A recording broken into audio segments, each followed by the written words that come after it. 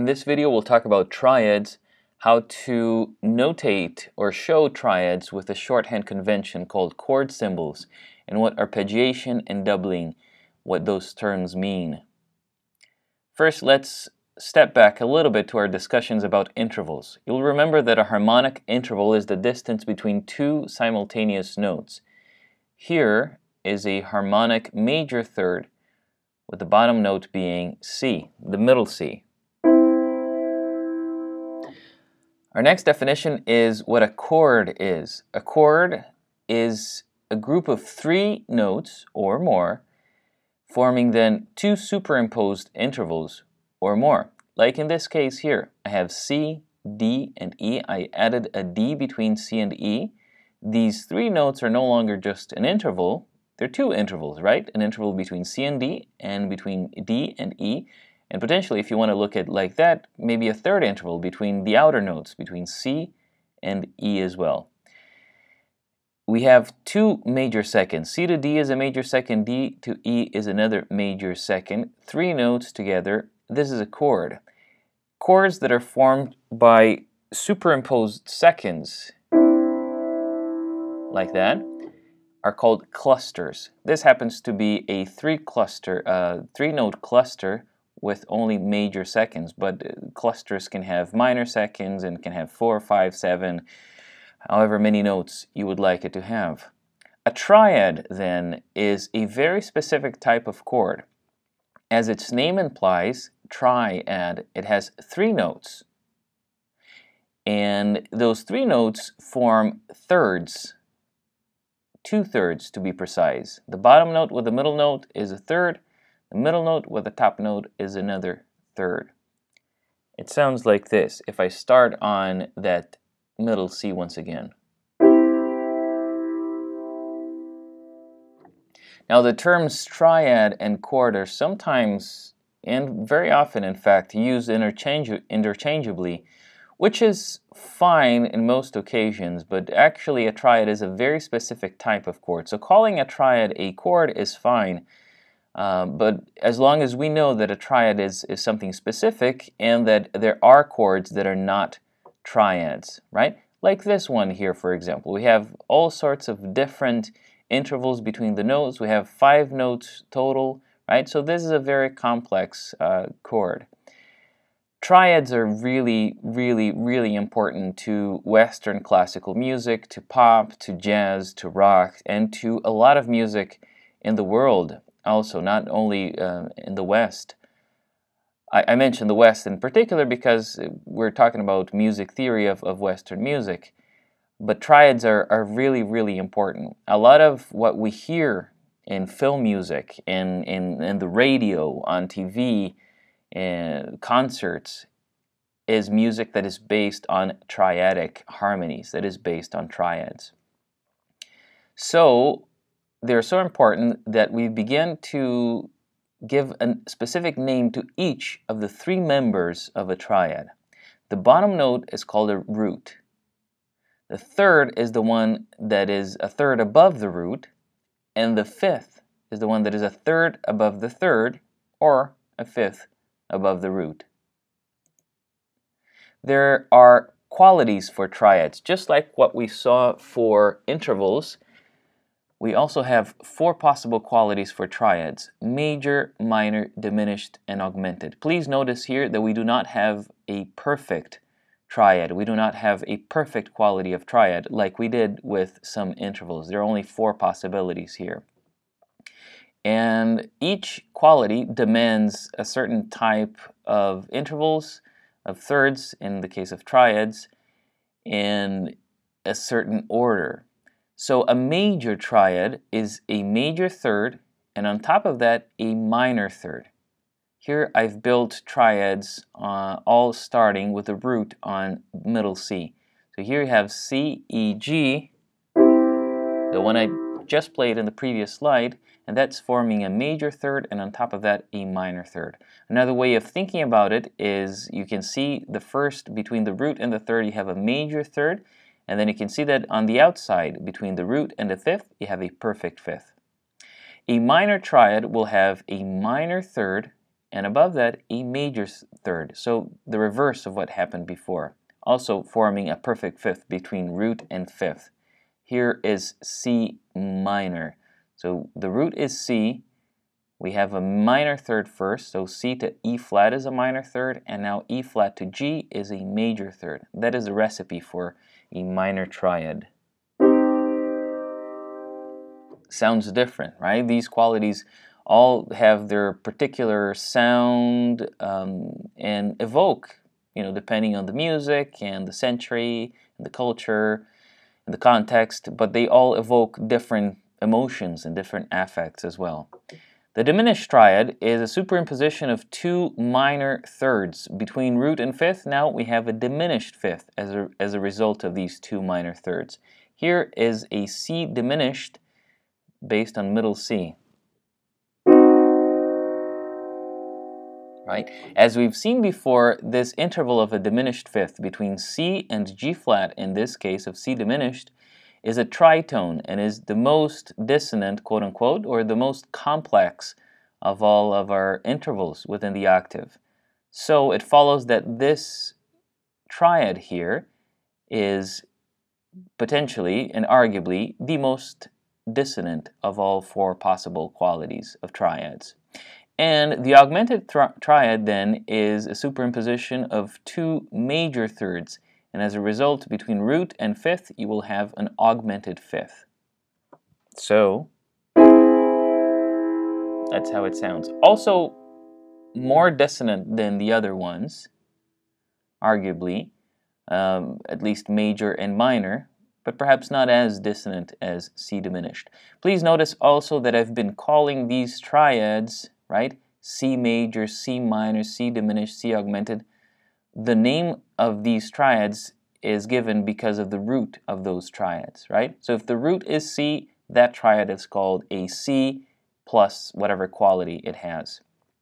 It goes without saying that you can have then the root of a triad on any given note in any given register that you're looking at, very high, very low, in the middle, like we have here. Here's an example of F major. Really high, but the root is still F, and it's making a major third with A, and A and C make a minor third. We can have lots of flats and sharps as well. Here's a minor triad with a root on E flat. You have E flat to G flat, a minor third, and G flat to B flat, a major third. And you can have triads with a bass clef as well, in fact with any clef. Here's D diminished, minor third plus minor third, and lastly here's A augmented. Right? A lower triad here. I put it in this octave, but I could have put it higher. Right? I'm just transposing this by going up by octaves here. And you have C sharp and E sharp. You have A here. These are all major thirds. A to C sharp, major third. C sharp to E sharp, major third as well. Now, when we are notating triads, right, and when we want to indicate on the score what triad it is that we should play or what it is that it appears on the score, there is a very common shorthand notation convention called chord symbols, right? So you indicate the root with an uppercase letter. That's step one. You can see that this is an F triad, this is an E flat triad, this is a D triad, this is an A triad. By the way, the same ones that were here previously, right? If you put nothing next to that uppercase letter, then the implication is that it is a major triad, right? In this case, you only have an F if you only have the uppercase letter, if it's an F major. If you have a lowercase m, that's an indication of minor, E flat, and then lowercase m, E flat minor.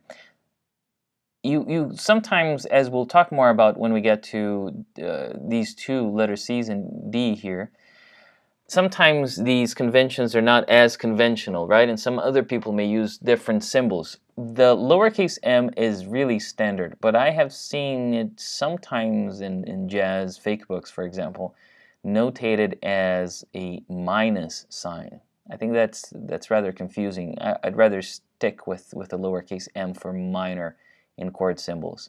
Now, a superscript O is the most common way I've seen of indicating diminished chords, diminished triads in this case.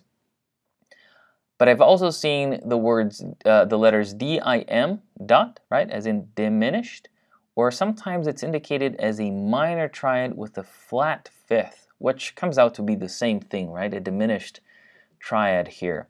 The superscript O is, I think, the only way I've seen it in classical music theory.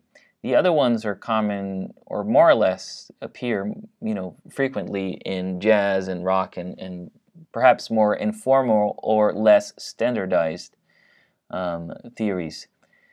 And for augmented triads, we have the superscript plus sign, right? So A and then the plus sign indicating that it's an augmented triad. Here you can have a greater variability, I think, even than the convention about notating diminished triads. I've seen it aug, A-U-G, dot, plus 5, sharp 5, right? Indicating that this would be a major triad with a sharp 5, comes out to be the same thing as an augmented triad. So different ways. These ones that I've provided for you here are, to my view and in my experience, the most common and the clearest as well, and most concise. As you may expect in actual music, triads do not just happen like they would in a textbook situation, like you see them here, right? Two things that happen very often that deviate from this type of textbook example and might confuse the beginner in spotting a triad. These two things are doubling and arpeggiation. So doubling is the repetition of triad members in different octaves, right? So here you have, for example, root, third, and fifth. This is our old friend D diminished. We've seen it here, for example. And what I did is I repeated these three notes down an octave and then repeated the root up an octave here, right? So now you have three instances of the root. You have three Ds. You have two instances of the third, two Fs, and two instances of A flat of the fifth here, right? So all in all, it sounds like this, right? Whereas the textbook version of it was just D, F, A flat. And with all of my doublings there, right? So you can perceive that it's still the same chord. It sounds fuller, but it's still the same chord. And that's why we say that doubling, when we double notes, when we repeat notes of a triad in different octaves, it does not affect the name or quality of the triad, right? So this is still D diminished. I could have repeated much more in many more octaves, perhaps. Make it, right? Make it even fuller. Have a whole orchestra play those three notes all in different octaves according to the ranges of the instruments. No matter how many times it doubled the notes of a triad, it still is what the triad was originally with just three notes. In this case, D diminished. Something else that happens is that just like when we saw intervals, that we had melodic intervals and harmonic intervals, a triad may be played simultaneously, like in the textbook examples here, or one note after the other. When we play triad members in succession rather than harmonically, simultaneously, we call that arpeggiation. We are arpeggiating that triad, right? Like doubling, arpeggiation does not affect the name or quality of a triad either. So if these three notes superimposed form a F major triad, then those same three notes played one after the other, that is still an F major triad, right? All other things remaining equal, obviously. And very often what will happen is we'll have arpeggiation and doubling happening at the same time, right? So, for example, this here would sound like this. Right? So I'm arpeggiating root, third, and fifth, and then I can have something, right, where I have doubling happening and arpeggiation happening at the same time. So real music we'll use textbook examples like these, but also we'll add another layer perhaps of complexity or of beauty, of interest to the triads by doubling triad members and by arpeggiating and doing those two things at once. So at first it can be actually rather tricky to find in the literature by reading a score what the triad is, or if it is even a triad, right? So for that, I have 4 steps of determining a triad in real-life examples in music that you listen to, that you play, or that you're reading from a score. The first step is that you tally up all notes that are being presented to you, right? And that you know are comprise a chord, a triad. Then, after you have all of the notes, you cross out the doublings. Whatever note is repeated, you cross it out. And if you're dealing with a triad, only 3 note names should remain. Your step 3 is to arrange those 3 note names as 2 superimposed thirds. So you can figure out what the triad is, what the root and the third and the fifth are. And your last step is that the root will be the name of the triad. So you'll be given that, and then you just have to calculate the qualities of the thirds between root and third and fifth to determine the quality of the triad. So let's do that with an example. Here I have the first bar of the C major prelude by Johann Sebastian Bach. It's a rather well-known piece of music that starts like this. Right? And then it goes on to something like this.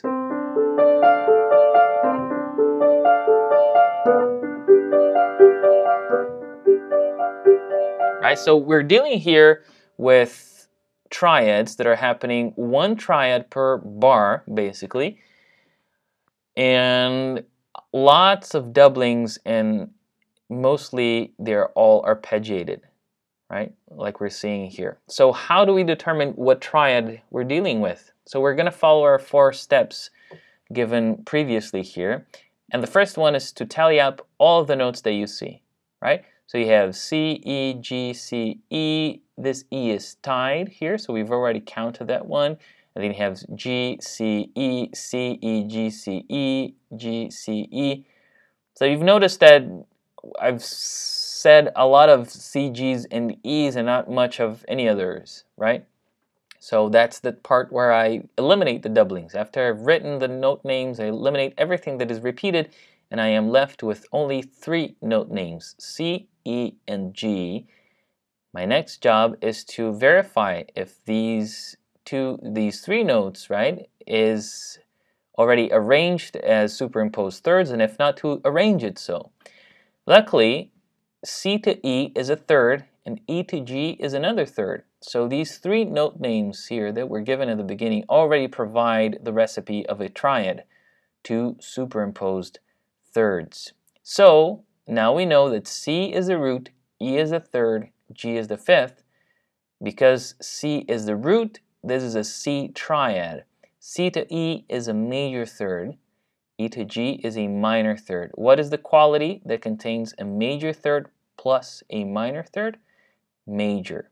So we then have the root as C, forming a major triad. This is therefore a C major triad. So all of this that is happening here, all of the symbols, right? Many of which you already know how to read. The grand staff, the treble clef, the bass clef, the C time signature indicating a simple quadruple meter where the quarter note is the beat, or in other words, 4/4, right? Rests.